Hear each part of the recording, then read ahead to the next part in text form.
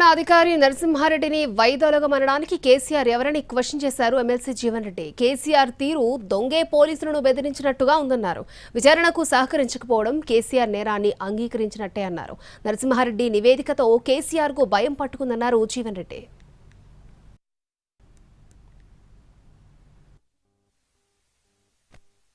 తప్పుడు నిర్ణయాలతోని కమిషన్ల కక్కుర్తితోని రాష్ట్రాన్ని ఏ విధంగా అప్రూవల్ పెట్టడం జరిగిందో దాని పర్యవసానం 40,000 కోట్లు అని చెప్పి అంటారు. వాళ్ళంటే తప్పుకుంటాడే బెదిరిస్తున్నట్టే ఆయనకి నేను ఏమన్నా బాబు, ఆయన ఆల్రెడీ డిఫెన్స్ ఎస్టాబ్లిష్ చేసుకుంటుండు. రేపు ఏదైతుందో నర్సింహరెడ్డి కమిషన్ ఏ విధమైనటువంటి ఒక నివేదిక ఇవ్వబోతున్నది అనే రికమెండేషన్స్ ఏ విధంగా ఉండబోతున్నాం అనేది ఏదైతుందో ఇలా ఆయనకు స్ఫురిస్తున్నది. ఆయన డిఫెన్స్ ఎస్టాబ్లిష్ చేసుకుంటుండు. ఇది nothing but establishing a defence. నేను ముందే అన్నా కదా నర్సింహరెడ్డి కమిషన్ ఏకపక్షంగా పోతుందని చెప్పని.